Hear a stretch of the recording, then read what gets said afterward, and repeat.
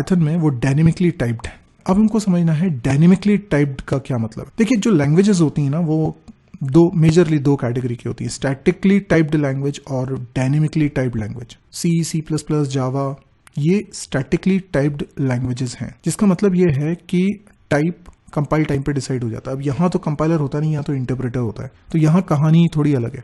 Dynamically typed है, इसका मतलब ये हुआ कि आपने पाइथन में एक वेरिएबल यूज किया है x, इसमें कुछ वैल्यू रखी है 5, आप इसको यूज भी कर रहे हैं, फिर थोड़ी देर बाद आपने x के अंदर रख दिया 3.7। आपने नोटिस किया कि x एक वेरिएबल आपने यूज किया जिसमें आपने एक वैल्यू रखी थी 5, तो इस दौरान ये वेरिएबल x इंट टाइप का था।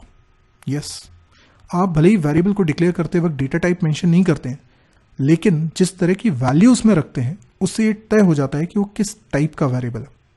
अब ऑफ कोर्स कई लोग पहली बार प्रोग्रामिंग लैंग्वेज पढ़ रहे हैं तो वो अभी भी सोच रहे हैं कि ये इंट क्या होता है। तो देखो भाई, जो डेटा होता है ना वो कई नेचर का, अभी मैंने थोड़ी देर पहले बताया था कि 15 और अमित है ना, तो कई नेचर का होता है। तो ये जो अलग अलग नेचर का डेटा होता है ना, उसमें से हर एक नेचर को कुछ नाम दिया, जैसे इंट टाइप का डेटा है तो इंटीजर वैल्यूज के लिए बेसिकली, या फ्लोट टाइप का डेटा है जैसे कोई भी नंबर है लेकिन पॉइंट में है, या स्ट्रिंग टाइप का डेटा है, ठीक है, जैसे किसी का नाम है वगैरह। ऐसे और भी कई सारे होते हैं, अभी ये हमने पढ़े नहीं है, लेकिन आगे के लेसन्स में हम इसको ज़रूर कवर करने वाले, तो आप निश्चिंत रहिए, अभी 2-3 लेक्चर में ही आपको ये सारी चीज़ें सीखने को मिल जाएंगी। स्टेप बाय स्टेप आगे बढ़ रहे हैं, तो आप ये मान के चलिए कि इसको हम सीख लेंगे। लेकिन आपको एक बेसिक बात समझ में आ गई कि जो डेटा है वो कई तरह का हो सकता है और उसको कैटेगराइज किया हुआ है पाइथन में।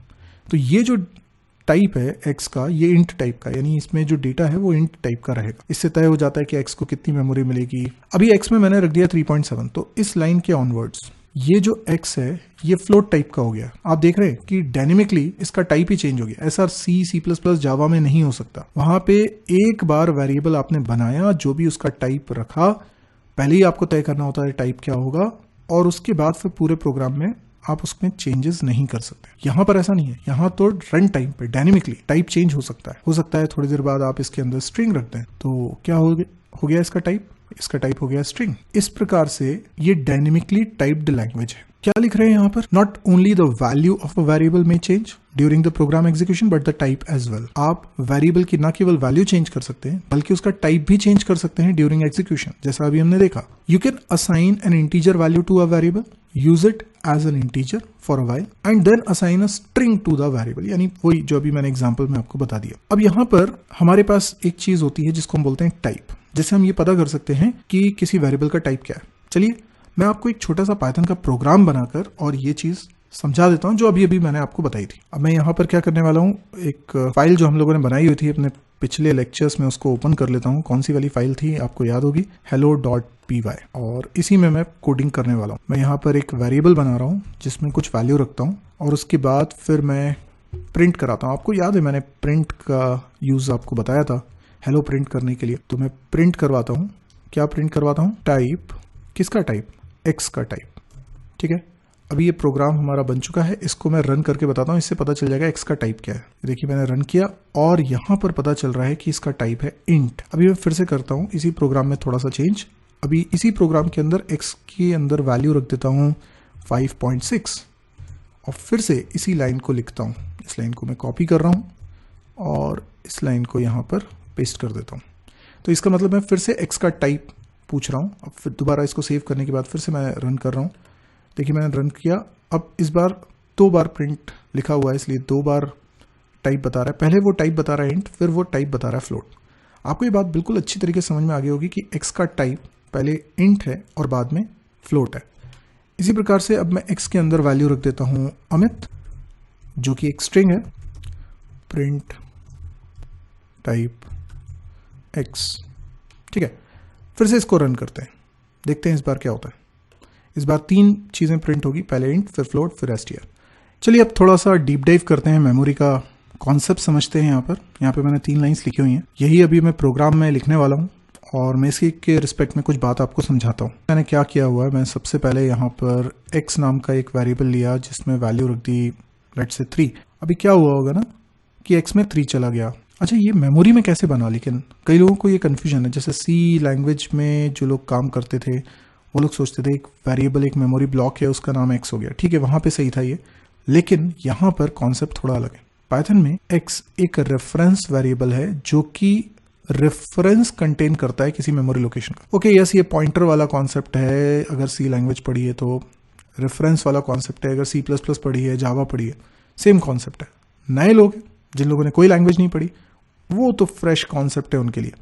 तो देखा जाए तो x क्या है, x एक अलग मेमोरी ब्लॉक है जिसके अंदर रेफरेंस नंबर है इस एक्चुअल मेमोरी ब्लॉक का। ये जो ब्लॉक है ना, ये एक ऑब्जेक्ट की तरह है, ये एक मेमोरी ब्लॉक है जिसका कोई नाम नहीं है, लेकिन हम इसे x नाम से रेफर करते हैं। थोड़ा सा कंफ्यूजिंग लग रहा होगा ये कॉन्सेप्ट, लेकिन समझने की कोशिश करिए कि जब मैं बोल रहा हूँ x में 3 रख रहा हूँ तो ये 3 किस में जा रहा है, 3 इसमें जा रहा है। यानी एक मेमोरी ब्लॉक है जिसका कोई नाम नहीं है, पर हम उसको x नाम से रेफर करना चाह रहे हैं। तो x क्या है, x एक अलग मेमोरी ब्लॉक है जिसमें इस ब्लॉक का रेफरेंस नंबर। अब रेफरेंस नंबर क्या है, हमारे प्रोग्राम में जितने भी मेमोरी ब्लॉक्स हम बनाते हैं डेटा रखने के लिए, उनका कुछ ना कुछ रेफरेंस नंबर होता है। जैसे मान लीजिए इसका रेफरेंस नंबर है 1000, ये रेफरेंस नंबर हमेशा यूनिक होता है और ये नंबर कुछ और भी हो सकता है। इसको हम बोलते हैं इसका आईडी, पाइथन की लैंग्वेज में हम इसको क्या बोल रहे हैं, आईडी। तो ये इस ब्लॉक का यूनिक आइडेंटिफिकेशन नंबर होगा, यानी कितने भी वेरिएबल्स आप अपने पूरे प्रोग्राम में बना लीजिए, सबका आईडी अलग अलग ही होगा। और ये आईडी किस में रखा होगा, एक्स में। तो इससे क्या होता है ना कि एक्स किसी और को रेफर नहीं करेगा, इसी को रेफर करेगा क्योंकि उसके पास इसका आईडी है। अब आप क्या बोलते हो कि एक और वेरिएबल हम बना रहे हैं वाई और उसमें एक्स की वैल्यू कॉपी कर रहे हैं। यहां पर एक ऐसा कॉन्सेप्ट मैं आपको बताने वाला हूं जो कि हो सकता है आपने सी प्लस प्लस जावा पढ़ी हो, लेकिन आपको ये कॉन्सेप्ट नहीं मालूम। तो यहां पर पूरा लेसन वॉच करने के लिए ये जो पॉइंट है ना, ये आपको एहसास दिलाएगा कि अच्छा हुआ हमने ये वीडियो देख लिया। तो ध्यान से देखिए, अगर आपको लग रहा है कि y एक रेफरेंस वेरिएबल है और एक अलग ब्लॉक बनेगा, तो नहीं, ऐसा नहीं हो रहा है, बल्कि y में भी वही रेफरेंस नंबर आ गया है, यानी 1000 जो कि x में रखा है। यस, x के अंदर रखा रेफरेंस नंबर y में कॉपी हो गया। तो कोई नया वेरिएबल नहीं बना है, बल्कि x और y दोनों ही सेम मेमोरी लोकेशन को रेफर कर रहे हैं। तो यस, ये हो सकता है कि एक से ज्यादा वेरिएबल सेम मेमोरी लोकेशन को रेफर करें तो इन दोनों में सेम आईडी होगा। अभी इस बात को मैं प्रूव भी कर दूंगा। मैं क्या करूंगा, एक छोटा सा प्रोग्राम बना देता हूं और प्रोग्राम में दोनों के आईडी प्रिंट करवा देता हूं। अरे आईडी कैसे प्रिंट कराते हैं, ये कैसे हम सीखेंगे, चलिए मैं आपको करके बताता हूं। ये हम प्रोग्राम बना रहे थे, अब इस प्रोग्राम में थोड़ा सा चेंज करते हैं। हम यहाँ पर x के अंदर रखते हैं 3 और उसके बाद प्रिंट कराते हैं आईडी। किसका आईडी, x का आईडी। ठीक है, देखिए आईडी कैसे प्रिंट करा रहा हूँ, उसका तरीका देख लीजिए। उसके बाद फिर मैं y नाम का वेरिएबल बनाता हूँ जिसके अंदर x की वैल्यू कॉपी करता हूँ। एक्चुअल में यहाँ पे क्या कॉपी हुआ है, रेफरेंस नंबर। तो जब मैं प्रिंट कराऊंगा आईडी किसका, y का, तो ये वही वैल्यू प्रिंट करेगा जो पहले वाले प्रिंट ने प्रिंट करी थी। अब इस बात को प्रूव करने के लिए मैं इसको रन करने जा रहा हूँ। पहले सेव कर लिया, अब मैं इसको रन कर रहा हूँ। ये रन करता हूं, आप नोटिस करिएगा कि दोनों नंबर्स एग्जैक्टली सेम है, यानी दोनों के आईडी सेम है। लेकिन मैं अगली स्टेप में क्या करता हूं, y के अंदर वैल्यू रख देता हूं 2। अब y के अंदर अगर वैल्यू 2 रख दी है तो इससे हुआ क्या, इसको समझते हैं। पहले समझते हैं, फिर मैं प्रिंट करके बताता हूं। जब हमने रखा y के अंदर 2, तो एक्चुअल में ये y जिसको रेफर कर रहा है ना, उसमें वो चेंजेस नहीं कर सकता क्योंकि अब अभी तक सेम वैल्यू थी, अब अलग वैल्यू हो गई। तो अब एक नया वेरिएबल मेमोरी ब्लॉक बनेगा, उसके अंदर 2 आएगा और y अब इसको रेफर नहीं करेगा बल्कि y अब इसको रेफर करेगा। तो x की वैल्यू अगर प्रिंट कराऊंगा तो वो 3 है और y की वैल्यू प्रिंट कराऊंगा तो वो 2 है, और दोनों के आईडी प्रिंट करवाऊंगा तो इसका कुछ और आईडी हो सकता है, लेट्स से 2000। अभी हमने प्रिंट करवाया था, एक बड़ा सा नंबर आया था, तो मैंने ये 1000 2000 तो एक डमी एग्जाम्पल लिया, ये कुछ भी हो सकते हैं। तो चलिए इस बात को टेस्ट कर लेते हैं। सबसे पहले हमारे प्रोग्राम में थोड़ा सा चेंज, हम यहाँ पर y असाइन 2 के बाद लिख रहे हैं प्रिंट आईडी। x का आईडी भी पहले प्रिंट करा लेते हैं और उसके बाद फिर y का आईडी भी प्रिंट करा लेते हैं। ओके, y का आईडी, नॉट टाइप, आईडी। तो आप समझ गए क्या होने वाला है, 4 प्रिंट चलने वाले। ये रन किया, नोटिस करिए सबसे पहला वाला जो प्रिंट चल रहा है वो x का आईडी है, फिर y का आईडी आया, तो दोनों के शुरुआत में सेम है।